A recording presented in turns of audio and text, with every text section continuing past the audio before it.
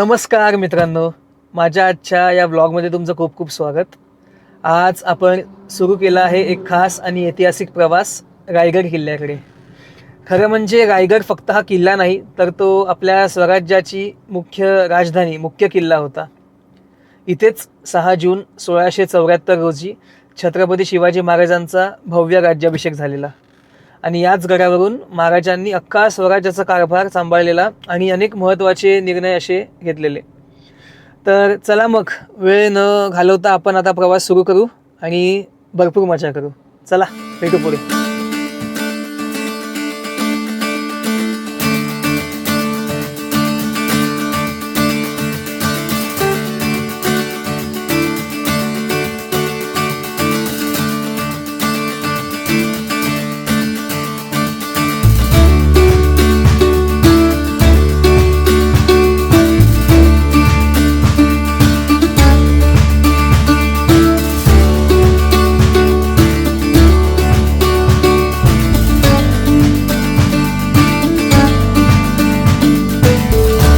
हा किल्ला चढण्यासाठी 2 तुमच्याकडे पर्याय आहेत.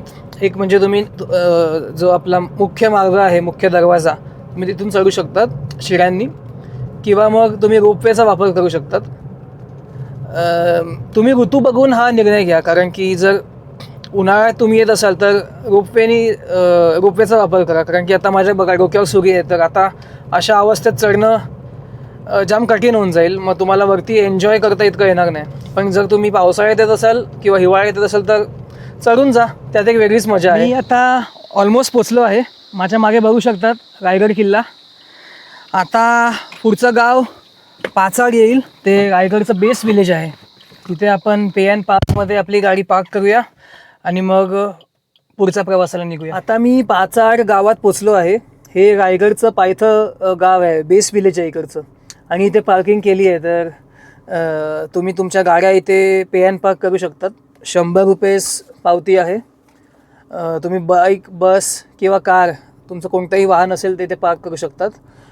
तर चला आता पॅक करतो आणि रोपवेची तिकीट काढायला. रोपवेचं तिकीट काढलं आहे. रिटर्न 325 रुपये.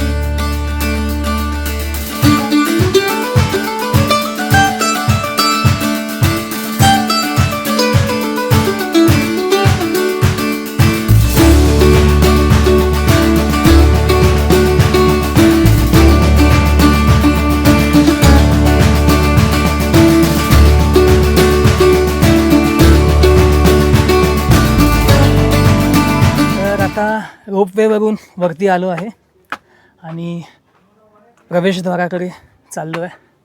थोड्याशा शिड्या आहेत, पण रोपवेनी लगेच आपण गडाच्या माथ्यावर पोचतो. आता आपण किल्ल्याच्या मुख्य दरवाजाकडे आहोत, जो रोपवे चढून येतो तेव्हा. आणि इथे आपले गाईड आहेत, चंद्रकांत दौके.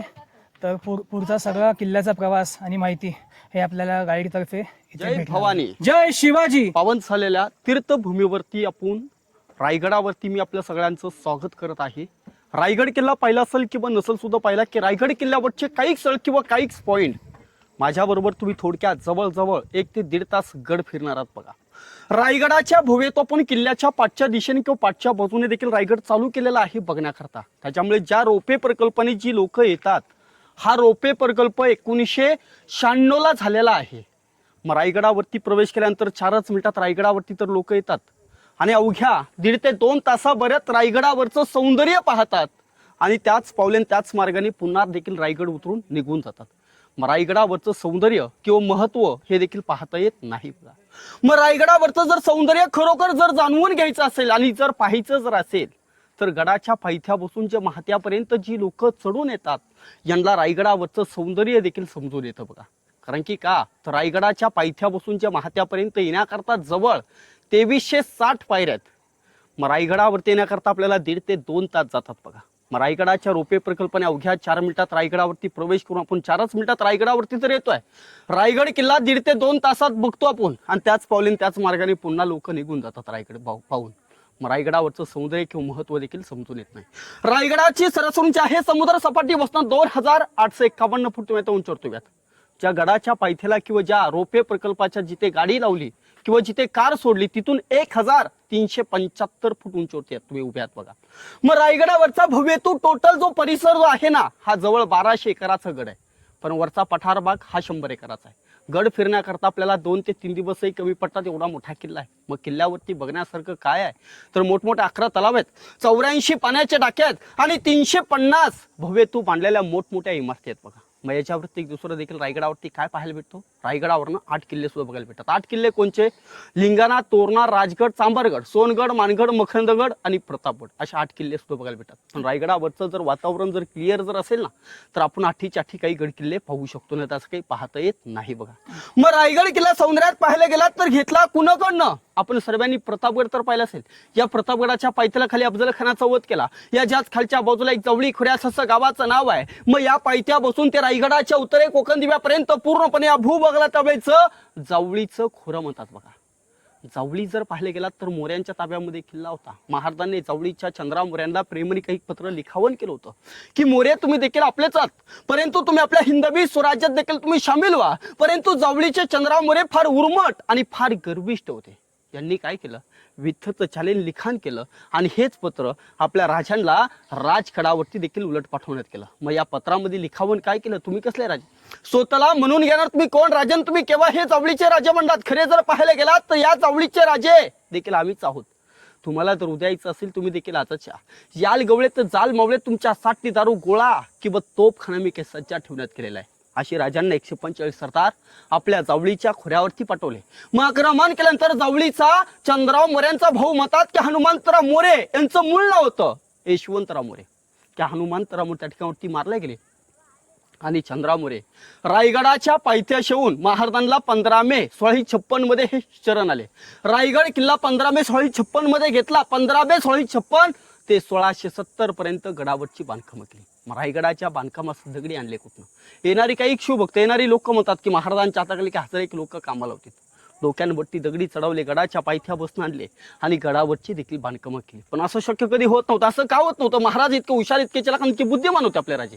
राजांनी काय केलं, उतरत्या भागेला मोठमोठे खड्डे खोदले, या खड्ड्यांच्या उतरत्या भागेला मोठमोठी तटबंदी बांधली. मग या खड्ड्यातून जितके दगडी काढले साधारण गडासाठी देखील वापर केले. म्हणजे एका दगडामध्ये आपल्या राजांनी 2 पक्ष मारले. कसे तर गडावरती पिण्याकरता पाणी झालं, परंतु गडावरचं बांधकाम भक्कम झालं.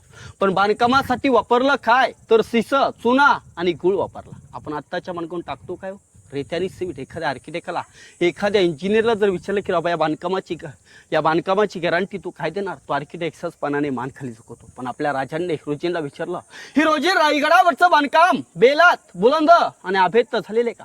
हिरोजींनी डोक्यावरचा मानाचा फिटा काढला आणि राजांसमोर वाकून राजांना दिवाराचा मानाचा मुजरा केला आणि राजांना सांगितलं की महाराज या गडाच्या पायथ्या बसून रायगडावरती चढून यायची हिंमत येईल ती फक्त खालनं येणारं वारं, रायगडावरनं उतरून जाण्याची हिंमत येईल ती फक्त वरनं पडणारं पाणी, आणि जोपर्यंत आकाशामध्ये सूर्य तरी तडपत राहील तोपर्यंत गडावरचं बांधकाम हयात तसं भक्कम राहील. मग आपल्या राजांनी हिरोजींना कडकडून मिठी मारली की वा हिरोजी, तुमच्यासारखी जर माणसं या हिंदवी स्वराज्यात लाभलीत तर आजही देखील आपण हिंदवी स्वराज्य काही स्थापन करू शकतो. अशी राजांनी शिवा भावासारखी व्यक्ती गोळा केली. आणखी अवघं 50 वर्षामध्ये राजांनी हिंदवी स्वराज्य स्थापन केलं. राजांचा जन्मस्थान बोलतात की शिवनेरी किल्ला 19 फेब्रुवारी 1630. मग आपल्या राजांचं निधन रायगडावरती झालं 3 एप्रिल 1680. 80 म्हणजे आयुष्य किती वर्ष लाभलो, वयाचे फक्त 50 वर्ष. या 50 वर्ष आत्ताच्या कलियुगाला जर फोडपण आपण जर केला तर त्याच्यातले 20 वर्ष आत्ताच्या कलियुगाला बाळपणात निघून जातात. मग उरलेले 30 वर्ष, 30 वर्षामध्ये मनासारखं उभे कधी घर मानता येत नाही बघा. मग आपल्या राजांनी मनासारखं धन केलं, धनासारखं मन केलं होतं. महाराजांसाठी मावळे होते आणि मावळ्यांसाठी महाराज होते. म्हणून अवघं 50 वर्षामध्ये राजांनी हिंदवी स्वराज्य स्थापन केलं होतं बघा. रायगडाचं मूळ नाव आहे राहिरीचा डोंगर म्हणतात. राहिरीवरनं रायगडाला काही नावाने ओळखल्या जात होता. राहिरी, चंबोदी, समगड, तनस, राशवटा आणि चिपरोट अशा नावाने पूर्वजने किल्ल्याला ओळखल्या जायचा. प्रतापगडाच्या पुढच्या बाजूला एक गुहिरीचा डोंगर आहे. राहिरी आणि गुहिरीचे काही संबंध होते की महाजन मोरपंत पेगल्या गुहिरीच्या पायथ्यात गेले होते. पायथ्यात जाताच की राजांनी पुढून पंतांना विचारलं की पण ज्यावेळेस तुम्ही राहिरीचा डोंगर जो म्हणता ना, ही देखील राहिरी कोणची, की मोरपंतरी महाराज या राहिरीच्या देखील पायथ्यास आले. राजांनी राहिरीला पाहिलं, राहिरी नुकतं राजांना पाहिलं, मग राजांच्या तोंडून देखील 4 उद्गार बाहेर पडले. राजे प्रौढ पंतांना म्हणतात की पंत की राजा खासा जाऊन पाहता हा गड बहुत चोकोट. मग गडाचे चौतर पहा ताशिलाप्रमाणे 1-1.5 गाव उंच की पजाने केले कड्यावरती कधी गवतही उगवत नाही परंतु धुंडा ताशिव. हा दौलताबाद हा 10 किलो उंच. आणि महाराज पुढेहून म्हणाले की तख्ताचा जागा हाच गड खरा करावा. चारही बाजूने पाहायला गेलं सह्याद्री पर्वतरंगाने वेढलेला आहे. कोणची सह्याद्री किंवा पर्वतरंग चुटकून किंवा कनेक्टर नाहीये. जसं आपण काही गुलाबाचं फुल पाहतो तसा एकाच कळी बसून उगम पावलेला हा एकमेव किल्ला पाहायला भेटतो. म्हणजे एकमेव स्वतंत्र किल्ला पाहायला भेटतो. बोला छत्रपती श्री शिवाजी महाराज की जय. आता आपण रायगडाच्या पाठच्या बाजूला उभे आहोत. ही रायगडाची पाठची बाजू म्हणजे रोपवे प्रकल्प जो आपण आलोत या परिसराला शिवकालीन काळकाईचा खळगा म्हणतात. काळकाई म्हणजे तर त्या काळातलं हे कुलदेवस्थान होतं. रायगडाच्या रोपे प्रकल्पाच्या पायथ्यापासून 1 किलोमीटर पुढे हा जो खालचा डोंगर दिसतोय गडाच्या आणि या डोंगराच्या मध्ये काळकाई देवीचं मंदिर आहे. ओके. म्हणून या परिसराला काळकाईचा खळगा म्हणतात. परंतु याच कड्याला हिरकणी बुरुज सुद्धा म्हणतात. हिरा नावाची जी गवळणची माता जी आई एका लेकरासाठी जी खाली उतरून गेली ना तो हाच कडा. त्याचं एक शेवटचं टोक फक्त पश्चिमेला.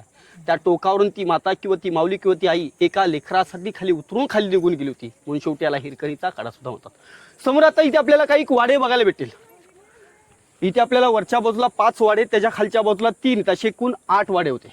यांना अष्टप्रधान मंत्री मंडळांचे ऑफिस असं म्हणलं जातं. तर त्याची माहिती आपण आता मेना दरवाजात आतमध्ये जाऊन घेऊया. हा उंच तो तोरणा किल्ला आहे. ओके. पुण्यात मधला 16 इंच जिंकून घेतलेलं पहिलं तोरण घातलं तो तोरणा किल्ला. त्याच्याच उजव्या बाजूला ही छोटीशी टेकडी जी दिसते त्या टेकडीच्या पाठच्या बाजूला दुसरा डोंगर दिसतोय. पुणे जिल्ह्यातली पहिली राजधानी म्हणतात राजगड. हे दोन्ही किल्ले जवळजवळ आहेत. आता आपण ज्या दरवाजातून जो प्रवेश जो केला आहे त्या दरवाजाचं नाव आहे मेना दरवाजा. मेना म्हणजे आपल्या राजांना एकूण 8 राण्या होत्या बघा. 8 राण्यांपैकी 6 राण्यांचे 6 माल इथे होते. महाराजांच्या 2 राण्या बाहेर यायच्या. सईबाई रायगड घेण्याच्या अगोदर सईबाईंचं निधन राजगड पुणे जिल्ह्यात वेल्हा तालुक्यात त्यांचं निधन झालं. पोतळाबाई या खाली पाचडगावी राहायच्या. राष्ट्रमाता जिजाऊ मासाहेब यांना देखील गडावरचं वातावरण हे पूर्वतन मानवत नव्हतं म्हणून त्यांना पाचडगावामध्ये ठेवण्यात केलं. यांच्या सेवेसाठी देखील पोतळाबाईंना ठेवलं. मग बाकीच्या 6 राण्या किंवा राजघराण्यातल्या ज्या काही स्त्रिया होत्या त्या देखील मेन्यात बसायच्या आणि मग सूर्यदेव बघण्याकरता या दरवाजातून जाणे येणं करायच्या. म्हणजे या दरवाजाचं नाव होतं मेना दरवाजा. प्रत्येक राणी महालासमोर भव्यत्व असे मोठमोठे चौतरे किंवा जोतेत. यांना दासीवटा म्हणायचं. म्हणजे राण्यांच्या नुकर चाकर लोक जी बसल्या जायची ती इथे बसल्या जायची. याच्या समोरच्या बाजूला एकाला एक जोडलेले 5 वाडे तिथे. याच्या खालच्या बाजूला 3 आहेत. म्हणजे एकूण 8 वाडे. यांना अष्टप्रधान मंत्री मंडळांचे ऑफिस म्हणजे 365 जो गडांचा म्हणजे थोडक्यात गड किल्ल्यांचा जो व्यवहार कागदोपत्र व्यवहार जो चालला जायचा तो इथून केला जायचा. रायगडाच्या रोपे प्रकल्पात ना या रोपे प्रकल्पाच्या पाठच्या बाजूला एक डोंगर आहे. डोंगराचं नाव आहे पोटल्याचा डोंगर. याच्यावरती इंग्रजांनी हत्ती चवडीन तोफावरती चढवल्या. आणखी 10 मे 1818 मध्ये कर्नल पॉहतर मेजर हॉल या दोघांनी मिळून रायगडावरचे देखील दारू कोठारू दोस्त केले. आणि मग किल्ला इतिहासाच्या नोंदीप्रमाणे 10 ते 12 दिवस देखील जळत केला. म्हणजे थोडक्यात पाहायला काय भेटतो पडलेलं वैभव किंवा पडलेलं सौंदर्य. दगडी बांधकाम आहे आपल्या राजांच्या काळातलं आहे. विटाचं बांधकाम जे आहे हे पेशव्यांच्या काळातलं आहे. म्हणजे पेशव्यांसुद्धा काही वर्ष राज्य केलं. त्यांच्या राज्यातलं हे विट बांधकाम 1733 मध्ये विटांची जी बांधकामं केली ही पेशव्यांनी केली. मग त्यांच्या काळातलं हे विट बांधकाम.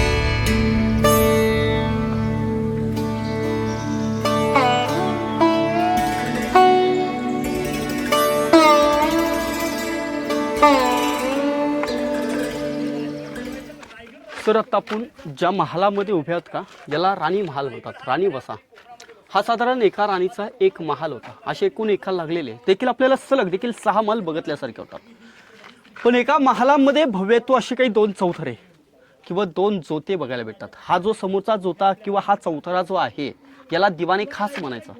खास लोक जर आले तर त्यांच्या उठणं बसून भेटीसाठी ऑफर केलेला हा चौथरा होता. पाठच्या बाजूला त्यांचं राहण्याचं निवासन होतं. या दिशेला रूममध्ये हवा येण्यासाठी खिडकी ठेवली होती. परंतु या दिशेला शिवकालीन इंडियन टॉयलेट होतं. म्हणजे 450 वर्षापूर्वीची कलाकृती आपल्याला आजही रुची प्रत्यक्षात या राणी महालामध्ये किंवा राणी वशामध्ये बघायला भेटते. एक राणी महाल जर बघितलं एका महालाची रचना जर बघितली तर एकासारखे सलग देखील आपल्याला 6 महाल देखील साधारण पाहिल्यासारखे होतील. तर आपण एक महाल पाहूया आणि मग धान्यांची कोटरपाण्यासाठी पुढे प्रवास करूया.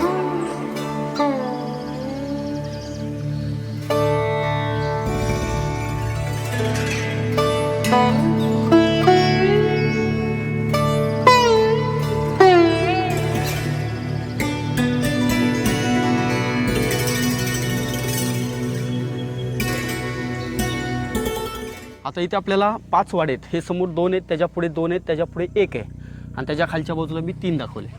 इथे एकाला एक जोडलेले 3 कोठार आहेत बघा. एकाला एक जोडलेले 3 कोठार म्हणजे पहिलं जर पाहायला गेलात तर 22 फूट मध्ये खोल आहे. मधलं पाहायला गेलात तर 20 फुटाचं आणि त्याच्या पलीकडचं जर पाहिलं हे 15 फूट खाली खोल आहे. मग याला धान्यांची कोठारं. या रायगडाला जर कोणी जर वेढा जर मारला तर याच्यामधलं किल्ल्याला शिवकाळामध्ये धान्य असं पुरवलं जायचं. पेशव्यांच्या काळामध्ये खास कैद्यांसाठी वापरलं. जर कोणी चोरी लबाड्याने फितुरी अशी जर कोणी केली तर याच्यामध्ये टाकल्या जायचं. मग याच्यातून काढून 7व्या दिवशी याच्यातून काढून टकमक टोकारून देखील कडेलोट केला जायचा. मग पेशव्यांनी इतिहासात नोंद केलं की महाराजून म्हणतात की याच्यामध्ये कैदी ठेवायचे. पण असं शक्य कधी होत नव्हतं. असं का होत नव्हतं? खालच्या बाजूला अष्टप्रधान मंत्रिमंडळ होतं, बाजूला आपल्या राजांचा राहता राजवाडा होता, बाजूला राणी महाल होते आणि महालांच्या समोर देखील त्यांच्या नोकरांची घरं सुद्धा होती. म्हणून ह्याच्या मध्यभागी कधी ठेवणं अशक्य असल्यामुळे याला धान्यांची कोठार असं म्हणलं जातं बघा. समोरचे 3 कोठार आहेत हे साधारण पाहून घ्या. आपण राजांचा राजवाडा पाहण्यासाठी आतमध्ये प्रवेश करूया. हे तुम्ही बघू शकतात, बरेच खोल आहेत. कमीत कमी 10 फूट तरी आत असेल. 22 आहे. 22 फूट. ओके. मधलं 20 आहे. 22-20 फूट असे आणि 15 फूट आणि 15 फूट असे साधारण हे कोठारे आहेत.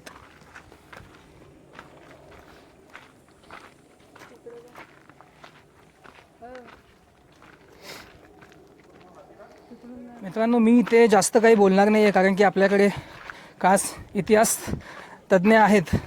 तर त्यांचं सगळं इतिहासाची माहिती देऊन झाल्यावर आपण साईट सीइंग सेपरेट करूया. पण आता चंद्रकांत भाऊ जे आपले आहेत त्यांच्याकडून शांतपणे इतिहासाची माहिती ऐकूया. जो प्रवेश जो केला, जसा मेना दरवाजा जो पाहिला तसंच आपल्याला या दिशेला एक दरवाजा आहे. या दरवाजाचं नाव आहे पालखी दरवाजा. समोर आता आपण मेना दरवाजातून आतमध्ये आलेलो. याच्यातून फक्त राण्या किंवा राजघराण्यातल्या ज्या काही स्त्रिया या मेन्यातून बसून सूर्यदेव बघण्याकरता फक्त जाणं येणं करायच्या. पण पालखीतून बसून छत्रपती शिवाजीराजे किंवा संभाजी महाराज किंवा राजाराम महाराज किंवा राष्ट्रमाता जिजाऊ मासाहेब या जर खालून जर वरती आल्या की आपल्या राहत्या राजवाड्यामध्ये पूर्वचन पालखी जायची. म्हणजे या दरवाजाचं नाव आहे पालखी दरवाजा.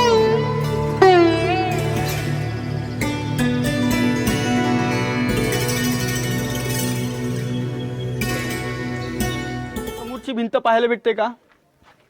या भिंतीपर्यंत हा दूरवर पसरलेला आपल्या राजांचा राहता राजवाड्याला म्हणतात बघा. मग या राहत्या राजवाड्यावरती आपल्याला चौकनी आकाराचे चौकनी दगडी फिलर्स पाहायला भेटतात बघा. त्याच्यावरती जसं आपल्याला काही खुणा सुद्धा बघायला भेटतात बघा. इथे याच्यावरती सागवानी पिलर उभे केले होते. आणखीन हा वाडा एकावरती एक असा 2 मजली तर त्या काळामध्ये उभारला होता बघा. म्हणजे तर त्या काळातलं एक वैभव आणि काल्पनिक विचार करा. पेटलेल्या मशाळीत आणि पूर्वजन बांधलेल्या पैठणी कापडातली लोक देखील या राहत्या राजवाड्यात साधारण कशी पाहता येत असतील बघा. परंतु याच वाड्यामध्ये किंवा या चौथऱ्यावरती अखेरला आपल्या राजांची जी काही देव आज्ञा जी झाली ना ती याच चौथ्यावरती झाली 3 एप्रिल 1680 मध्ये. आणि मग त्यांच्या देहेकळला देखील अग्नी. समोर आपल्याला जे मंदिर पाहायला भेटतं ना या ठिकाणावरती देण्यात केली. पण ज्यावेळेस इंग्रजांनी 10 मे 1818 मध्ये जी गडावरती बंबारी केल्यानंतर याच्यावरचं जेवढं 2 मजली तर त्या काळातलं वैभव जे होतं ना हे इंग्रजांनी देखील नष्ट करून टाकलं. मग या ठिकाणवरती पाहायला काय भेटतं? पडलेलं वैभव किंवा पडलेलं सौंदर्य बघायला भेटतं. परंतु या ठिकाणवरती पिण्याकरता पाण्याची टाकी होती. म्हणजे तर त्या काळामध्ये काम चुकारू जर कोणी असेल ना याला काही कावडणी पाणी भरायला सांगायचे. बाजूला त्यांचा स्नानगृह तांगोळीचा बाटटप म्हणजे 450 वर्षापूर्वीची कलाकृती आपल्याला आजही रोजी प्रत्यक्षात या राहत्या राजवाड्यामध्ये पाहता येते बघा. म्हणजे जो इंग्रजांनी जो हल्ला केला तेव्हा जो गोळा बारूद जो हे झाला स्फोट झाला तेव्हाच हा वाडा जळाला. हो. ओके. इथे पिण्याकरता पाणी वापरलं होतं आणि हे त्यांचं स्नानगृह म्हणजे आंघोळीचं ठिकाण महाराजांचं. हां.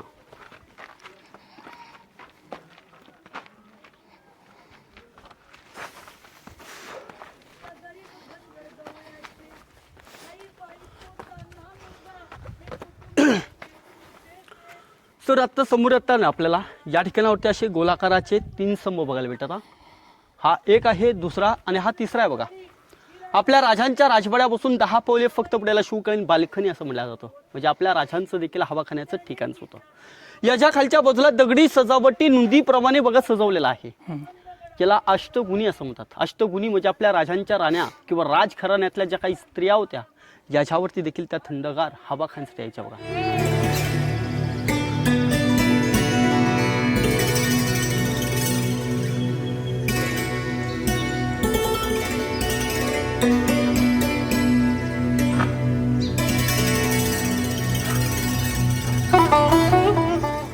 हा आहे गुप्त खलबतखाना. इथे महाराजांचे अष्टप्रधान मंडळ किंवा जे काही महत्त्वाचे बैठकी व्हायचे ते या भागात व्हायचे. गागा भट्टाने काश्मीर सप्त नद्यांचे कळस आणले होते. मग राज्याभिषेक झाल्यानंतर जे काही भव्य तो पाणी उरलं या खालच्या तलावामध्ये सोडण्यात केलं. याला पवित्र पाणी म्हणतात. म्हणजे येणाऱ्या शिवभक्तांना किंवा येणाऱ्या लोकांना वर्षाच्या 12ही महिने देखील काय पाणी पुरवलं जातं. म्हणजे आजही रोजी आपल्या राजांचा राज्याभिषेक इथे काही साजरा केला जातो. राज्याभिषेकासाठी जवळ 4 ते 5 लाख लोक रायगडावरती असतात. म्हणजे एवढा तो तलाव साधारण पाणी पुरवला जातो. म्हणून त्याला शेवटी गंगा सागर असं म्हणलं जातं. तर आता आपण राजांचा राजदरबार किंवा राजसभा पाहण्यासाठी आपण आतमध्ये प्रवेश करूया. बोला छत्रपती श्री शिवाजी महाराज की जय. हे आपल्याला छत्रपती शिवाजी राजांचं सिंहासन. हे सिंहासन तो हा नगारखाना याच्यामधला जो अंतर आहे हा जवळ 250 फूट अंतर आहे. तर या 250 फूट अंतराच्या मध्यभागी तर त्या काळामध्ये माईक सिस्टीम अशी काही नव्हती. राजे सिंहासनावरती बसले जर हळू आवाजात तर काही बोलले तर या व्यक्तीपर्यंत आवाज यायचा. आणि इकडनं एखादा सरदार जरी कुजबूज जरी केलं तर हाच आवाज आपल्या राजांपर्यंत पूर्वी आवाज जायचा बघा. म्हणजे तर त्या काळातलं हे इको सिस्टीम आजही रोजी प्रत्यक्षात इथे पाहता येतं. आणि हे पाहण्याकरता इकडची सगळी लोक देखील सगळी शांत लागतात. तर तो आवाज आपल्याला प्रत्यक्षात पाहता येतो ना तसं काही पाहता येत नाही बघा. पण ज्या ठिकाणी आपल्या राजांचं जे काही सिंहासन जे आहे ना हे पंचधातूचं आहे. 5 धातू बसून तयार केलेलं आहे. हे सिंहासन 1985 मध्ये बसवलेलं आहे. आपले जे राष्ट्रपती होते का 7वे राष्ट्रपती म्हणतात डॉक्टर गॅली जनसिंग त्यांच्या या मेघडंबरीचं उद्घाटन केलेलं आहे. या मेघडंबरीच्या आतमध्ये जी महाराजांची प्रतिमा जी बसवलेली आहे ना ही 6 जून 1674 मध्ये म्हणजे 2009 मध्ये या प्रतिमेचं उद्घाटन केलं. युवराज संभाजी भोसले म्हणतात कोल्हापूरचे महाराजांची 13वी पिढी त्यांच्या या प्रतिमेचं उद्घाटन केलेलं आहे. या प्रतिमेच्या खाली चौकोनी 3 ज्या खिडक्या बघायला भेटतात ना या खिडक्यांच्या आतमध्ये शिवकालीन काळा दगड होता. काळ्या दगडावरती राजांचं राज्यातलं भरलेलं 32 मन सोन्याचं सिंहासन होतं. एक मन म्हणल्या जातं 40 किलोचं होतं. असं पूर्णपणे 1280 किलो भरलेलं रत्नजडित सोन्याचं सिंहासन या ठिकाणावरती होतं. पण ज्यावेळेस औरंगजेबाचा वकील म्हणतात की जुल्फिकार खान याचं टोपण नाव होतं इतिगत खान. हा रायगडावरल्यानंतर याच्यावरती घनाचा खाऊ टाकलं वितळलं आणि या ठिकाणाहून औरंगजेबाला अशी भेट पाठवली. मग त्या राज्यातलं भरलेलं 32 मन सोन्याचं सिंहासन तर काही पाहायला भेटत नाही आपल्याला. परंतु याच दरबारामध्ये आपल्या राजांचा राज्याभिषेक सोहळा झाला आणि या राज्याभिषेक सोहळ्यासाठी एक व्यक्ती रायगडावरती पायी चढून गडावरती आली होती. आपण राज्याभिषेकाचं पोस्टर किंवा छायाचित्र पाहिलं असेल. या पोस्टरामध्ये एक व्हाईट कलरची व्यक्ती आपल्या राजांना डोक्यावरचा व्हाईट कलरचा देखील फेटा काढलेला आहे आणि तिवार मानाचा मुजरा करतोय. हा कोण होता तर त्यावेळेचा इंग्रज वकील म्हणतात याचं नाव होतं हेनरी ऑक्झटन. हा गडावरती देखील पायी चढून गडावरती होता. याची दमछाक देखील अशी झाली तो म्हटला रायगडावरती न करता या 2 पायाच्या माणसाची देखील दमछाक होते. परंतु महाराजांनी 4 पायाचे बलाढ्य हत्ती या रायगडावरती कसे आणले असतील एक विचार आणि एक प्रश्न पडला. याने राज्यसभेमध्ये प्रवेश केला. नारायणशिने भेटले. नारायणशिला विचारले की 2 पायाचा माणूस तर गडावरती येऊ शकत नाही. महाराजांनी 4 पायाचे हत्ती कसे आणले तर नारायणशिने उत्तर काय देत आहेत तुम्ही तर खूपच हुशार आहात की महाराजांनी जे काही लहान जे काय हत्ती आणले होते तुम्ही तर खूपच हुशार आहात. तुमच्या प्रश्नाचं उत्तर देखील तुम्ही शोधा. शेवटपर्यंत न उत्तर येता जसे अलीकडचे इतिहासकार म्हणतात की महाराज इतके हुशार इतके चिलाक इतके बुद्धिमान होते जे आपल्या राजांनी काही जो बलात्कारीचे हत्या आणले होते ते लहानपणे पालखीत बसून रायगडावरती आणले होते. म्हणजे एका हत्तीची वाढ म्हणतात 3 वर्षामध्ये मोठी केल्या जाते. लहानाचं मोठं केलं जात होतं पण मोठ्याचं लहान कधी करता येत नव्हतं. आपले राजे इतके हुशार इतके चिलाक इतके बुद्धिमान होते बघा. पण महाराज आपल्या राजवाड्यातनं स्नान करून राजवाड्यामध्ये स्नान करून जो प्रवेश करणार राजवाड्यातून राज्यसभेमध्ये जो प्रवेश करणार की राजांना प्रत्येक सरदार आपापल्या डोक्यावरचे मानाचे फिटे काढून राजांना तिवार मानाचे मुजरे करतायत. महाराज हे मुजरे घेत आपल्या नगारखान्यापर्यंत आले. उजव्या साईडला थांबलेले गागाबटे पडवून धावत आले आणि पडवून म्हणतात की महाराज भरलेल्या 32 मन सोन्याच्या सिंहासनावरती देखील तुम्ही आरूढवा आणि मगच काही देवतांचं गड किल्ल्यांचं भव्य तो तुम्ही देखील दर्शन करून घ्या. महाराज शेवटपर्यंत कोणत्याही देवतांना किंवा कोणत्याही गड किल्ल्यांना कधीच विसरले नव्हते. महाराज हत्तीच्या अंबारीत बसले. याच राजमार्गाने शंकराच्या मंदिरामध्ये गेले. आई जगदंबे भवानी मातेला नतमस्तक झाले. आई श्रीका देवीला साकडं घातला आणि महाराज या नगारखान्यातून जो प्रवेश करणार की बाहेरच्या बाजूला 5 सभासणी उभ्या होत्या. महाराजांवरती फुलांचा नाण्यांचा वर्षाव करण्यात गेला आणि राजांनी आपल्या राज्यसभेमध्ये प्रवेश केला. राजांनी राज्यसभेमध्ये प्रवेश करताच की राजांनी राज्यसभेत नजर फेकली. नजर फेकताच महाराजांना नुकत्याच विधवा स्त्रिया पाहायला भेटत होत्या. अशा का तर ज्या लोकांवरती ज्या वीरांवरती जो हिंदवी स्वराज्य जो निर्माण जो केला ना, ही जीवा भावाची व्यक्ती देखील या राज्यसभेत कोणी पाहायला भेटत होती. राजे लटलट टांगाने सिंहासारखे पावलं टाकत भरलेल्या 32 मन सोन्याच्या सिंहासनाच्या खाली गेले. उजवा गुडघा टेकला. त्या भरलेल्या 32 मन सोन्याच्या सिंहासनाला खाल्लं वाकून देखील मानाचा मुजरा केला. मानाचा मुजरा करताच राजांनी आऊसाहेबांकडे पाहिलं आणि आऊसाहेबांना राजे म्हणतायत की आऊसाहेब आमच्या मळटात की जी पहिली पेट चढतोय ना हिंदवी स्वराज्याची, दुसरी माझा पाचीपूर देशपांडे आणि तिसरी माझा मुरारबाजी देशपांडे की आधी लगीन कोंडाण्याचं मगच माझ्या रायबाचं म्हणणारे तानाची मालुसरे की महाराज लाख मिल तर चालतील पण लाखाचा पोशिंदा कधी मरता कामा नाही. मानलेल्या गागा बटणी सोन्याचं मुकुट देखील त्यांच्या अंगावरती धरलं. हातामध्ये जगाचा पालकांनी भरलेल्या थाळीत 1000 मोहरांच्या अंगावरती उधळण्यात गेल्या आणि याच नगारखान्यातून एकच गुलचूपदाराने जोरदार ललकारी दिली. तो गुलचूपदार पाठवून काय म्हणताय की महाराज की प्रौढ प्रताप पुरंदर क्षत्रिय कला बताऊचा सिंहासनाधीश्वर महाराजा धीराज राजा शिव छत्रपती श्री शिवाजी महाराज की जय.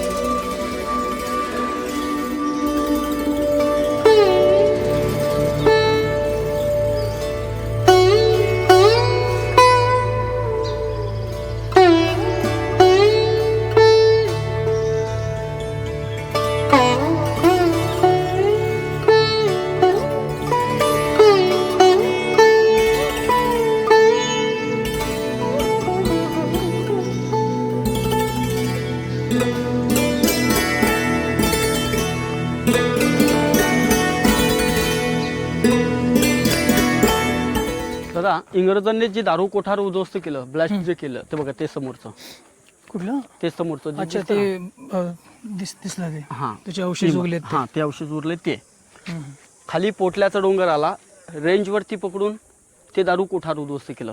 त्याच्याच वरच्या बाजूला एका ठिकाणावरती 12 टाक्या आहेत पाण्याच्या. अच्छा मग ते 12 टाकी सुद्धा तिथेच आहे.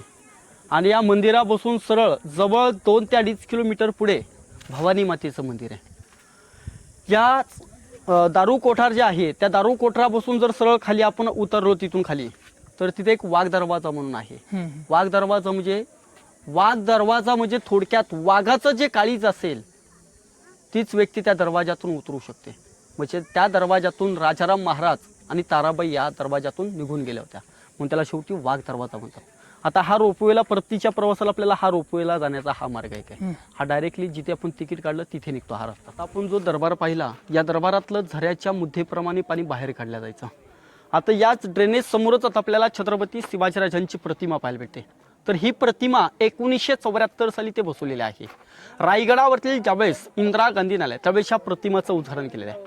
प्रतिमेच्या वरची जी मेघडंबरी बसवली ती 2 जूनला बसवलेली आहे. 2 जून 2012 मध्ये उदयनराजे म्हणतात साताऱ्याचे त्यांच्या असं त्या मेघडंबरीचं उद्घाटन केलेलं आहे. या मेघडंबरीच्या या प्रतिमेच्या समोरचा हा भला मोठा जो ग्राउंड जो आहे याला होळीचा माळ. मानाची जर होळी पेटली की आजूबाजूंच्या गडकिल्ल्यांच्या गावांच्या होळ्या वगैरे पेटवल्या.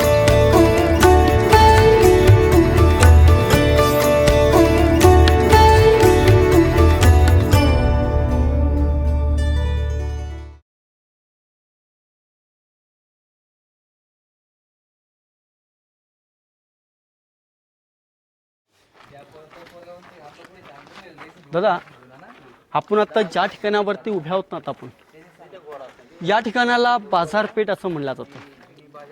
या बाजारपेठेची टोटल लांबी जर पाहायला गेलात तर ही 800 फूट लांबी आहे. टोटल 40 फूट अशी रुंदी आहे.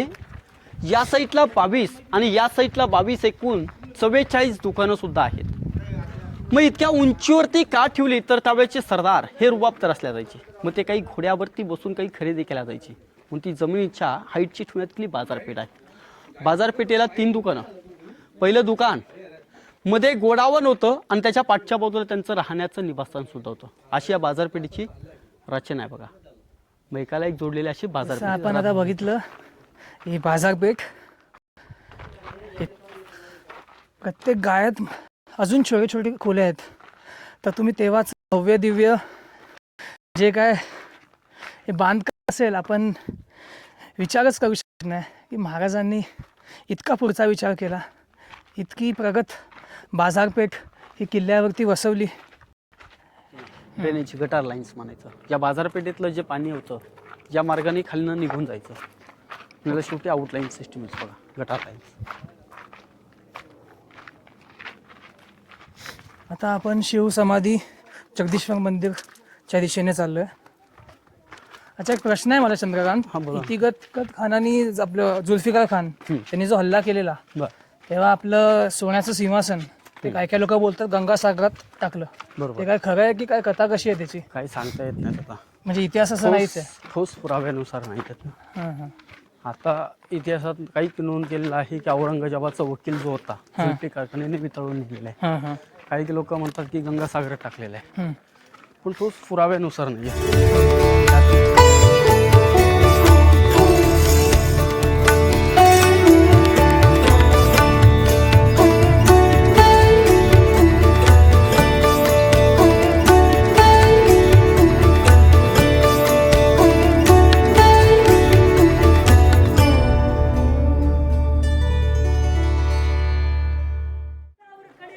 दादा, आता आपण जगदीश्वराचं मंदिर पाहिलं. आपण हे जगदीश्वर जर लांबून पाहिलं तर मस्जिद आकाराचं पाहायला भेटतं. हे लांबून जर मस्जिद आकाराचं पाहायला भेटतं आणि जवळ आलं तर शंकराचं देखील मंदिर पाहायला भेटतं. असं का पाहायला भेटतं तर त्यावेळेची मोगल लोक ही उंचीने भरपूर असल्या त्याची. या जर मोगलांनी लांबून जर पाहिलं, त्यांना वाटतं आपलं मस्जिद आहे, लांबनात नतमस्तून निघून जावं आणि जवळ आले तर याच दरवाजातून देखील आतमध्ये वाकून आतमध्ये शिरावं. दरवाजे सुद्धा लहान ठेवले. म्हणजे 400 ते 450 वर्षापूर्वीचं मंदिर आपल्याला हाय तसंच इथे पाहायला भेटतं. या मंदिराच्या पुढच्या बाजूला आता आपल्या राजांची स्त्री समाधी आहे. या समाधीचा शोध लावणारे महात्मा ज्योतिबा फुले यांनी शोध लावला 1926 साली.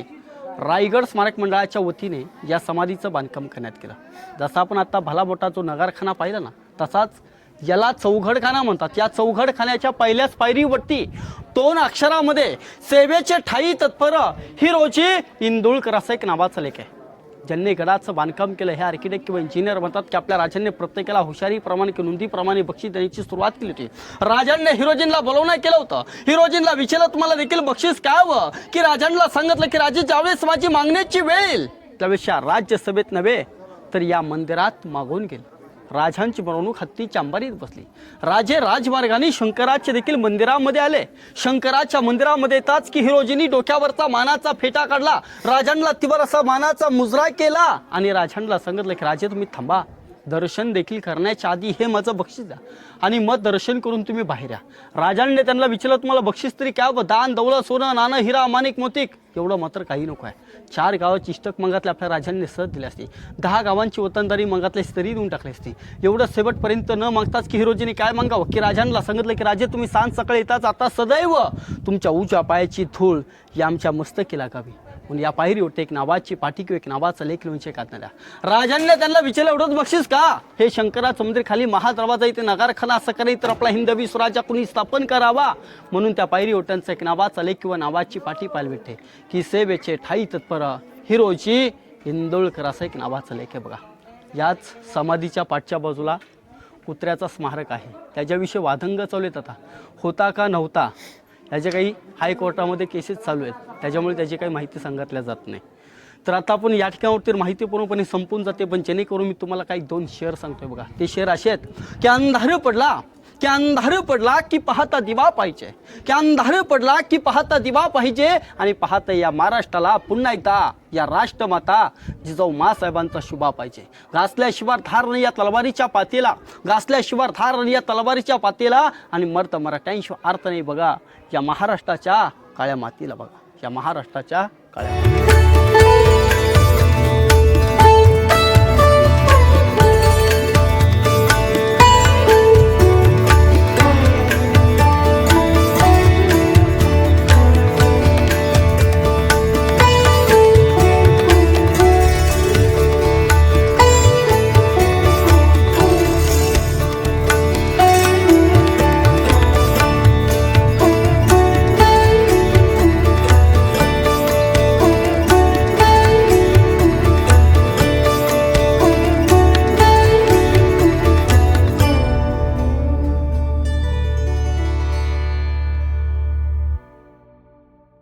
इथून आता आपल्याला रायगडाचं भवानी टोक दिसतंय आणि जर तुम्ही नीट बघितलं तर हा आहे लिंगाणा, त्याच्या मागे तोरणा किल्ला आणि त्याच्याबरोबर बाजूला राजगड. तर लिंगाणा, तोरणा, राजगड. मला माहीत नाही कॅमेऱ्यात दिसतंय की नाही, पण मला एकदम स्पष्ट दिसतंय माझ्या डोळ्यांनी.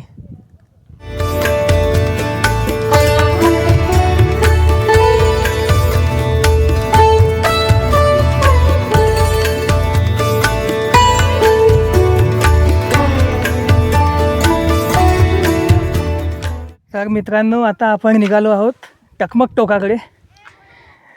नावाप्रमाणेच टकमक टोक म्हणजे जे काही तेव्हाच्या काळी अपराधी होते, ज्यांनी काही गुन्हा केला असेल, अक्षम्य गुन्हा, तर वरतून त्यांना ढकलून दिलं जात होतं खाली. तर असं आहे टकमक टोक. आणि चला तिथे जाऊन बघूया ते कसं दिसतं. टकमक टोकाकडे जायला रस्ता थोडासा कठीण आहे. शूज चांगले घाला. तसं उन्हाळ्यात काय त्रास नाही, पण पावसाळ्यात घसरण्याची भीती आहे.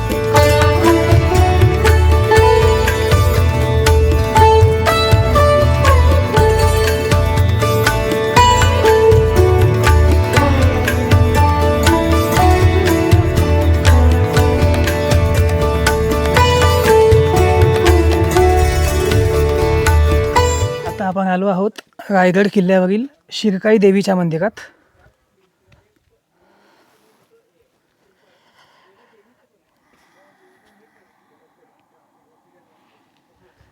या मंदिराचा संपूर्ण इतिहास मला माहीत नाही, तर जर मी चुकत असेल तर कमेंटमध्ये नक्की टाका.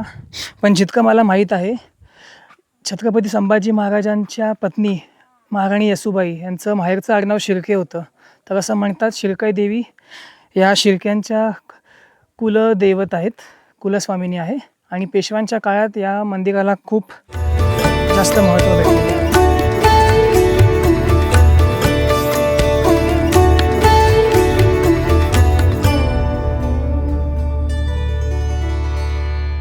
तर मित्रांनो, आपण आता आलो आहोत रायगड किल्ल्याच्या शेवटच्या स्पॉटला, जे की आहे हे गंगासागर तलाव. नावातूनच कळतं गंगा आणि सागर म्हणजे किती विशाल आहे हा तलाव. रुंदीने इतका विशाल आणि तितकाच खोल. हा तलावसुद्धा हिरोजी इंदुरकर यांनी रायगडाच्या निर्मितीच्या वेळेस बांधला होता. आणि हा पावसाळी तलाव आहे. तर पावसाळ्यात जे पाणी साठतं त्याच्याने हा तलाव तुंब भरून निघायचं आणि संपूर्ण किल्ल्याला त्याचा पाण्याचा साठा व्हायचा.